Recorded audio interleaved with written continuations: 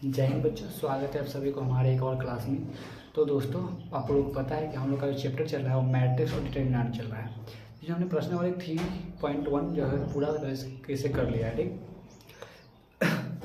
आज हम पूरे अवयव के टाइप्स को एक एक करके समझने वाला हूँ।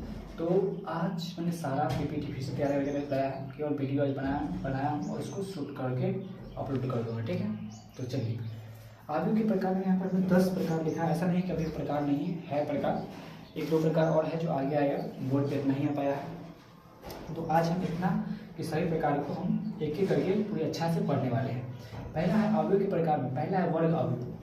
वर्ग से ही पता चल गया कि वर्ग किसे कहते हैं, जिसमें चारों साइड बराबर है, चारों बराबर होगा, यानी कि सब बराबर होगा।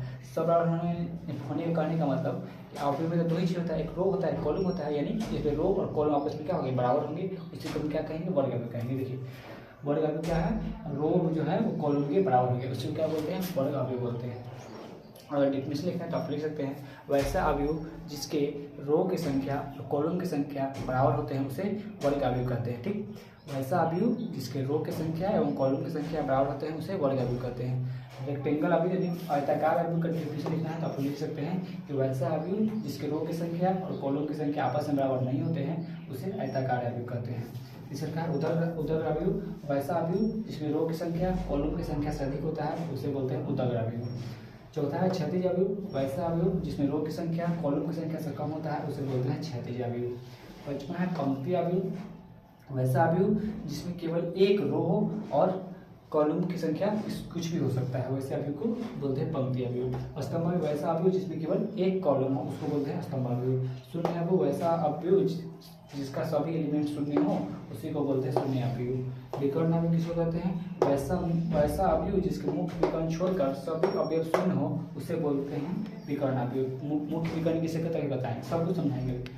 अदिश अवयव, विकर्ण अवयव क्या होता है, जिसके मुख्य विकर्ण को छोड़कर सभी अवयव शून्य होगा। यानी इसमें भी क्या होगा, सब अवयव शून्य होगा, लेकिन उसमें क्या होगा, कंडीशन यह है कि मुख्य विकर्ण के अवयव क्या होंगे, समान एक जैसे होंगे। देखो यहाँ दो है। तत्समक अवयव, जिस अदिश अवयव क्या होता है जिसमें मुख्य विकर्ण के सब अवयव एक समान होता है। इसमें अवयव तो एक समान होगा लेकिन सब अवयव एक ही होगा। देखो यहाँ पर बताया गया है एक। चलिए, पहला समझ आ गया तो वर्ग अवयव जिसमें 2 रो और 2 कॉलम होगा, यानी 3 रो 3 कॉलम, 1 रो 1 कॉलम, उसको बोलेंगे वर्ग अवयव। आयताकार अवयव जिसमें रो और कॉलम की संख्या आपस में बराबर नहीं, जैसे देखो 3 और 2 बराबर नहीं है तो इसको बोलेंगे रेक्टेंगल अवयव यानी वृत्ताकार अवयव। उदर अवयव क्या कहते हैं, उदर जैसे देखने में थोड़ा खड़ा लगे, खड़ा कब लगेगा, जो उसमें क्या रो की संख्या अधिक होगा, रो की संख्या अधिक है। 3 रो है, 2 कॉलम है, थोड़ा लंबा लगा है देखने में, उसी को बोलेंगे उदर अवयव। समझा चुके हैं कि रो संख्या अधिक होगा। देखो 1 2 3 रो है, 2 कॉलम तो अधिक हो गया। क्षैतिज अवयव, क्षैतिज कब लगेगा, लिपटा हुआ लाइन कब लगेगा देखने में, जब उसका कॉलम की संख्या अधिक होगा। कॉलम जैसे 2 से अधिक है ना, कॉलम 3 अधिक हो गया तो यहाँ पर इसको बोलेंगे कॉलम अवयव, सॉरी क्षैतिज अवयव। पंक्ति अवयव क्या कहते हैं, पंक्ति को हिंदी में क्या बोलते हैं बताइए, रो, यानी एक रो जिसका बात करेंगे उस एक होगा, पंक्ति एक होगा, यानी एक होगा। देखो एक है, एक ही ना है, लेकिन 3 कॉलम है। स्तंभ अवयव, स्तंभ यानी कॉलम एक होगा। देखो एक कॉलम है, एक कॉलम, लेकिन 3 रो है, 1 2 3 रो है। शून्य सभी एलिमेंट शून्य है। देखो 1 2 सब जितना एलिमेंट है सब शून्य है। इसलिए इसको रिप्रेजेंट करते हैं ऐसे, थोड़ा सा डायरेक्ट मोड में रहता है, जीरो टाइप। ठीक है, इसको इस तरह से रिप्रेजेंट किया जाता है। विकर्ण अवयव किसे कहते हैं, मुख्य विकर्ण को छोड़कर सभी अवयव क्या होगा, शून्य होगा। मुख्य विकर्ण क्या खींचते हैं, ऐसे खींचते हैं ना, कोना से कोना मिलाते हैं, कोना से कोना, ये कोना से मिलाओ, ऐसे मिलाओ, इसको छोड़कर देखो ये भी एलिमेंट शून्य, ये भी एलिमेंट जीरो हो गया।